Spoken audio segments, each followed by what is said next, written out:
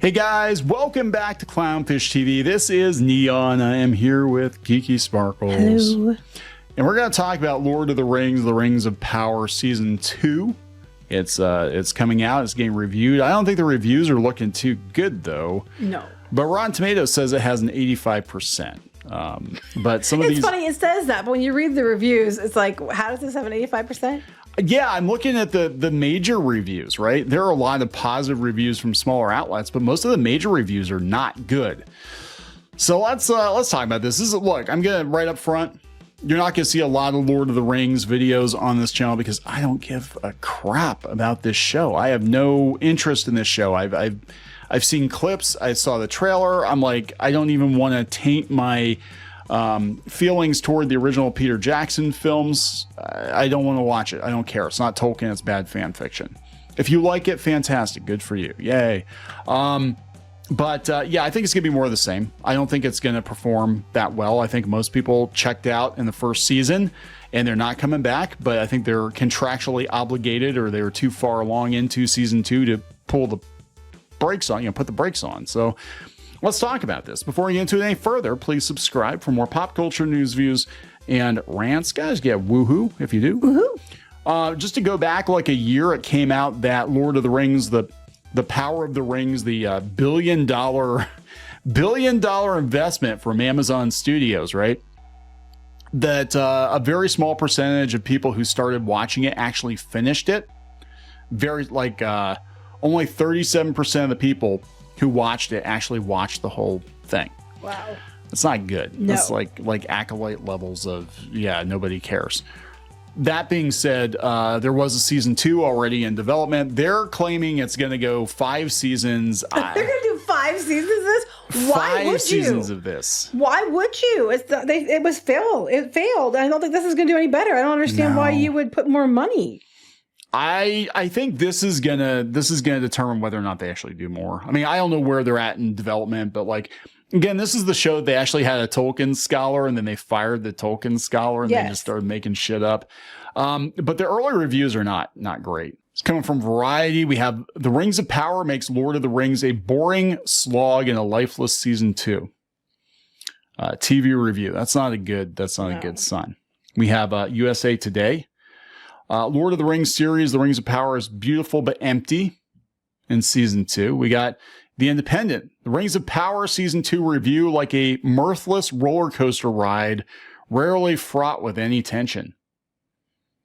The lavish budget was spent on all the wrong things. And why is there no humor at all?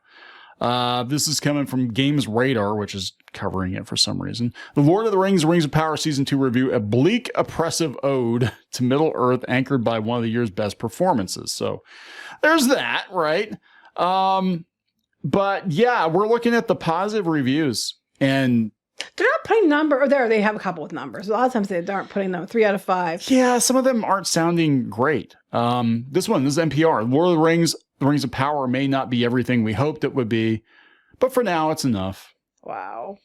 Yes, this can feel like a series almost drunk on its budget and running time. There's still the intimate, twisted dance of Sauron and Celebrimbor. Is that Celebrimbor? Is that how you pronounce that? There's likely going to be pushback from fans of the original film trilogy and Tolkien's written work. This is the most striking fantasy show of the year. Uh-huh. It's only, I doubt that. Well, fantasy shows, how many fantasy shows have there been? House of the Dragon. Oh yeah, that's true. So there only been a couple, but it's the best one. It's the best of the 3. Yeah, Didn't say it was the best. It said it was the most striking. Sometimes it's most expensive looking. It says it hasn't reinvented itself in the second season. It turns the intensity on everything it was already doing. Well, so it just took, how it was terrible and boring as shit the first time, then it's up the intensity on that boring as shit stuff. So we're going to see Galadriel doing some like Matrix style kung fu or something, slow-mo. It's troubled by the shallowness that preceded it, often falling flat in episodes dedicated to some of the more thinly written characters.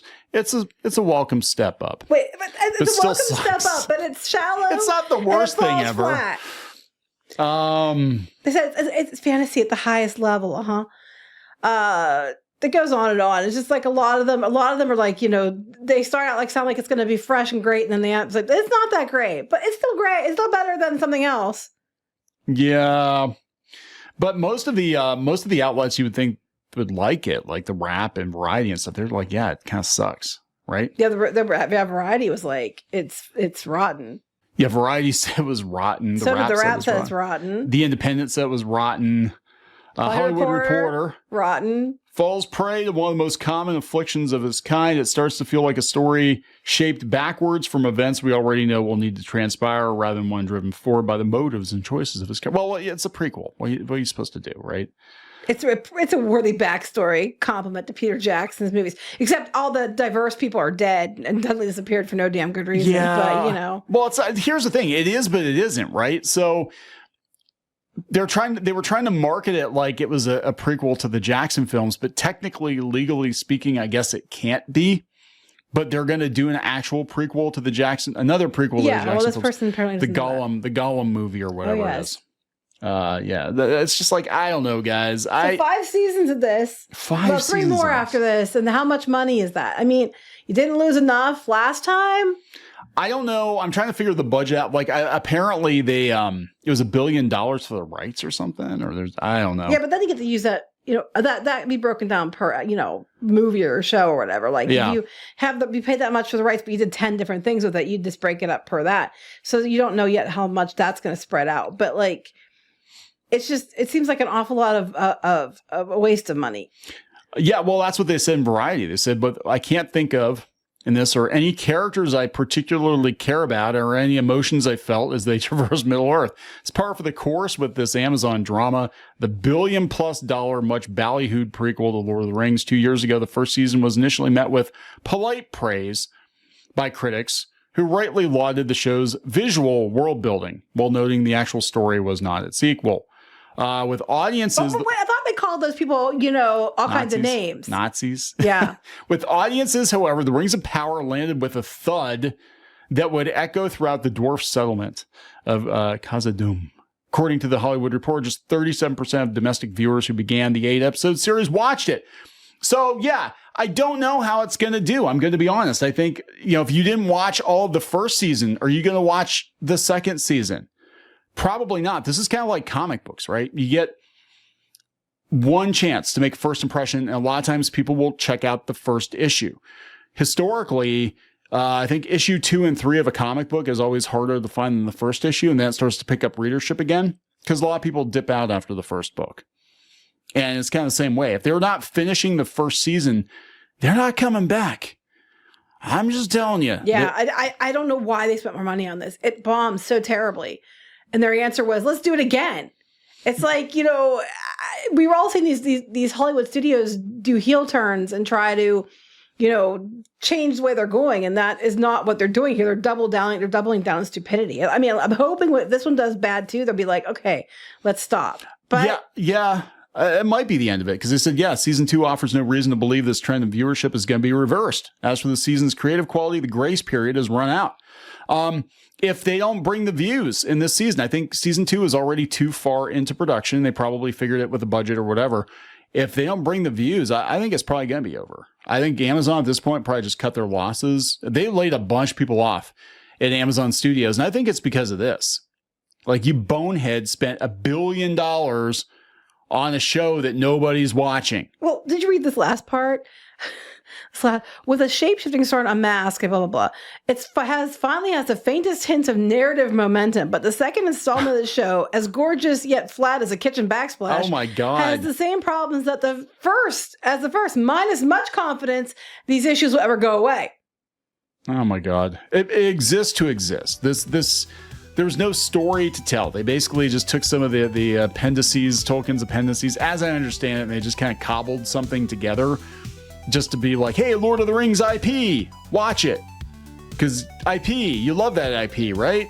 And yeah, and there was no story. It doesn't work. People are over it. It was a quest for more money. That's what this is. And it's anti-money, because now you're $1 billion. But it's as flat as a kitchen backsplash.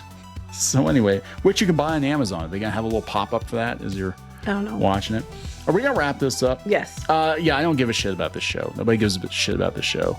I think it's going to come and go, and that's going to be it. It's going to be like, hey, Can't wait to get blamed for it. Can't wait to get blamed for it. You didn't watch it, Clownfish. It's you and your bigot brigade that didn't watch this show. That's why there are no more brown hobbits in the Shire. It's your fault. Not gonna watch it. Right. We'll talk to you later. Bye.